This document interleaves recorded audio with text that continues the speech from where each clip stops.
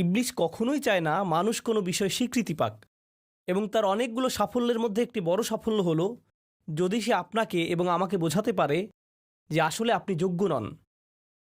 বর্তমান বিশ্বের সবচেয়ে বড় সংকট একজন মানুষ হিসেবে নিজেকে সম্মান করার জন্য নিজেকে মূল্যায়ন করা।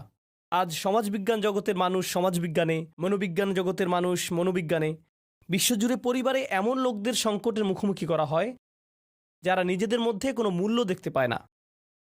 আগে আমি একটা চাকরি করতাম, কিন্তু আমি এখন অবসর নিয়েছি, কেউ আমার মতামতকে গুরুত্ব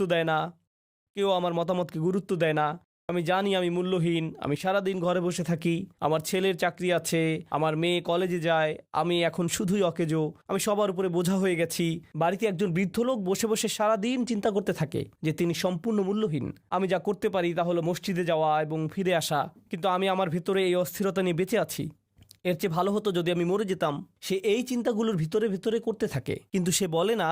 কখনো কখনো তিনি এমনটাও বলেন যে সে সম্পূর্ণ অপদার্থ হয়ে বেঁচে আছে। এমনকি একজন যুবক তার যোগ্যতা নিয়ে কটাক্ষ শুনে বেঁচে থাকে। সে ভাবে আমার ভাই স্নাতক করেছে, আমার চাচাতো ভাই চাকরি পেয়েছে, বাকি সবাই ভালো করছে, তিনি ইতিমধ্যে বিয়ে করেছেন, আর আমার দিকে তাকাও, আমি কিছুই পাইনি, আমি এইগুলোর কোনোটিই সম্পূর্ণ করিনি। আমি এতগুলো বছর নষ্ট করেছি, আমার এটা করা উচিত ছিল, ওটা করা উচিত ছিল। সবাই আমাকে বলে আমি একজন পরাজিত, আমি অবশ্যই একজন পরাজিত।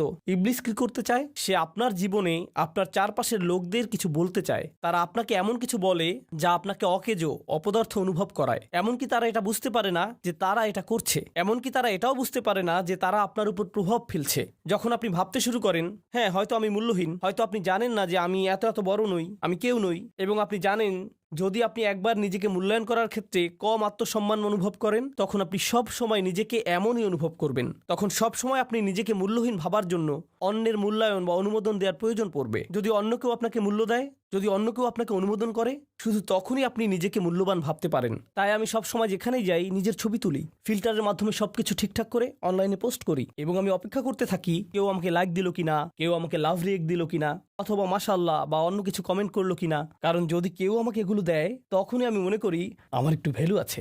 ওকে, এখন আমি কি করব? আমার আরো মূল্য দরকার, কারণ আমি আবার মূল্যহীন হয়ে গেছি। আমি 2 দিন ধরে কোনো কিছুই পোস্ট করিনি, আমাকে আবার ফিরে আসতে হবে, আমাকে আবার বুঝতে হবে কেউ আমাকে মর্যাদা দিচ্ছে। যখন আপনি নিজেকে নিজের মূল্য দিবেন না, তখন আপনি সব সময় অন্য জায়গা থেকে মূল্য পেতে চাইবেন, সব সময় চাইবেন অন্যরা আপনাকে মূল্যায়ন করুক, সব সময় অন্যদের কমপ্লিমেন্টের জন্য তাকিয়ে থাকবেন। যদি কেউ আপনাকে দেখে কিছু না বলে, আপনি তাকে বারবার জিজ্ঞেস করবেন আপনার কি মনে হয় এই বিষয়ে, আপনার ওই বিষয়ে কি মনে হচ্ছে, আপনি এটা নিয়ে কি ভাবছেন, আপনি ওটা নিয়ে কি ভাবছেন। কারণ আপনি অন্যদের মতামত ছাড়া নিজেকে অপদার্থ মনে করেন, এবং এভাবে আপনি ভয় পান। এবং যখন আপনার কম আত্মমর্যাদা থাকবে, তখন আপনার কোনো অধিকারের ব্যাপারে আপনি ডিল করতে পারবেন না। আপনার চারপাশে লোকজন যা বলবে তাই, তারা আপনাকে অপমান করবে, এবং আপনি মাথা নাড়বেন যে হ্যাঁ এটাই তো, আমি তো এরই যোগ্য, কারণ আমি তো ময়লা, কারণ আমি তো মাটি, আমার তো এর চাইতেও খারাপ কিছু পাওয়ার কথা ছিল।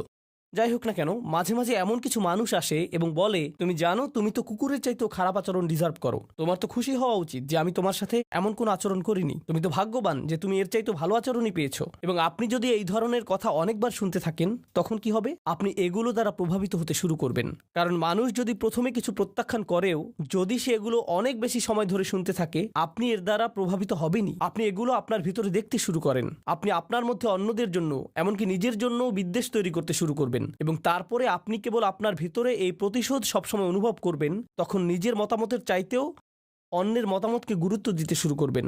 আমার কথা তেমন ভালো না, অন্য সবার কথা ভালো, নিজেকে বোঝা মনে হবে, কারণ আপনি কাউকে কিছু দিতে পারছেন না। আপনি যখন এরকম ভাবতে শুরু করবেন, তখন এটি শয়তানের একটি মহান বিজয়। কারণ শয়তান বলে যে আমি বলেছিলাম না, মানুষ শুধু ময়লা ছাড়া আর কিছুই না।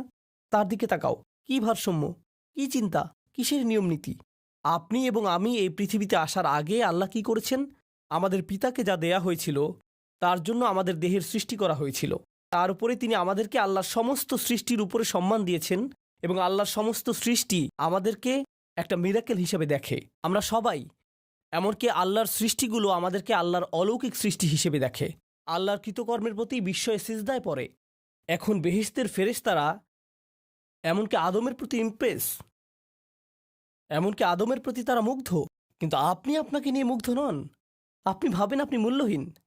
আল্লাহ কোরআনে বলছেন ওয়ালাকাদ কাররামনা বানি আদম, আমরা আদম সন্তানদেরকে সম্মান দিয়েছি।